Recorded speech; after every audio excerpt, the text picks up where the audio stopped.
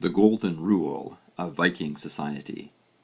Gold was the glue of Viking society, and the longships took them to it. The strongest and wealthiest, Viking chieftains and kings, ruled by giving generously to those under their command. Trade and conquest filled the coffers of the kings, and the Viking age simply would not have existed without the longship, the best boat of the day, taxis of terror and trade. The Vikings lived in a highly structured society, with a chieftain priest at the top. Below the chieftain, the class of freemen included warriors, farmers, artisans, lawyers, and poets. These roles were fluid, and while every warrior was also a farmer, some were also poets and blacksmiths, lawyers and priests. Viking society also included slaves, the bottom of the social ladder. The slaves, often other people captured during Viking raids, could be killed in any season and for any reason. During the Viking Age, 800 to 1066, the kings rose to ultimate power by might and bloody battle, killing or cowing all other chieftains. Harold met a bedazzling princess who refused to marry him unless he made something more of himself. The frailty of the male eye, the lure of love, her face, would launch 1,000 ships. To meet her challenge and gain her as his wife, he aimed to conquer all of Norway, and he refused to cut, comb, or wash his hair until he achieved this lofty goal. He succeeded by sea, using longships with berserks growling in the prow. Only on the Whale Road or sea could he reach and defeat the populated regions of mountainous Norway.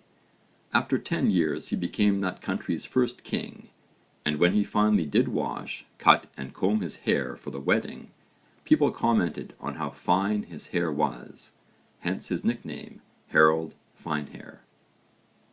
The kings or chieftains won their place by military might, by winning battles and killing their own kind, and Vikings were eager to share their violence with others, turning the Christian peace of Europe to pandemonium.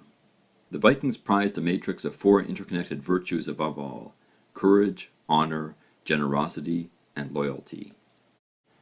A curious blend of fearlessness and fatalism guided them to face inevitable death with stoic fortitude, an idea captured in the poem Havamal, the sayings of the High One.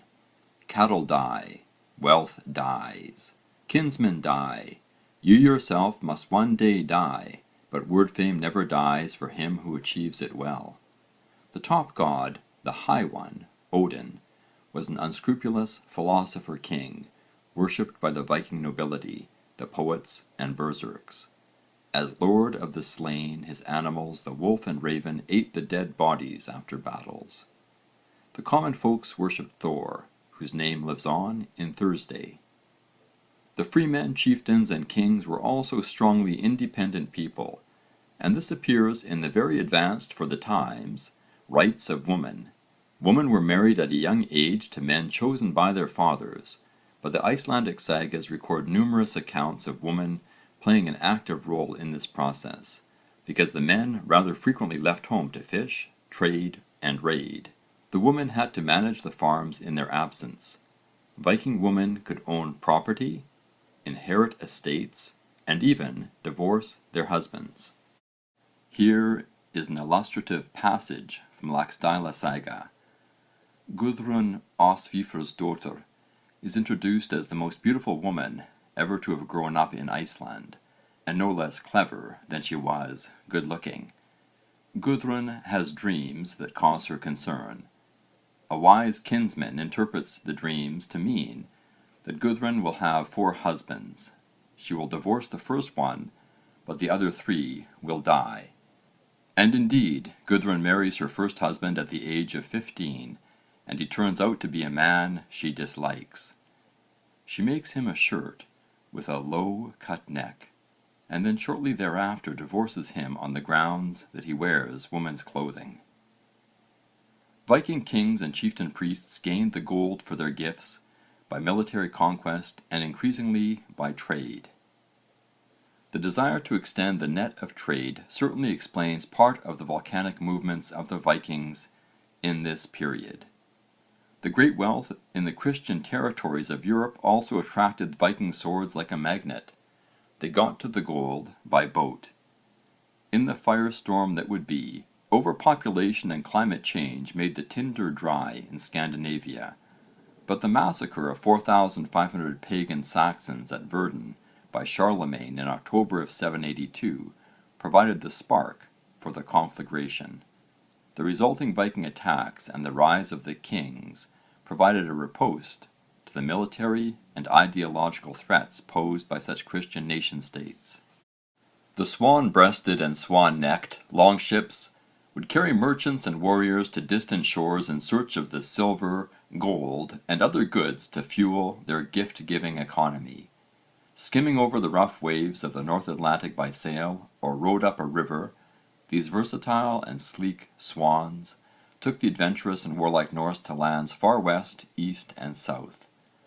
The Viking craftsmen, important artists in the society, built the hull first, overlapping the planks in what is termed the clinker-built or lapstrake style, and the internal crossbeams were often tied to the ribs near the keel to provide added elasticity. Archaeology has proven that Norwegians traded at Ribe, the oldest commercial centre in Denmark, prior to the start of the Viking Age, so the development of naval skills and technology began under the aegis of peaceful trade. History, although sometimes written in stone, is fragile like ice.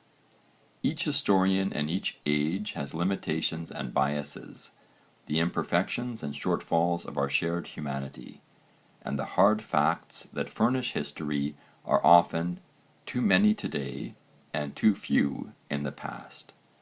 Modern archaeology has greatly improved our knowledge of the Viking Age, but we owe a debt to the early writings of Iceland, primarily the sagas, the only extant written sources on the Vikings by a Viking people, our clearest window on that past.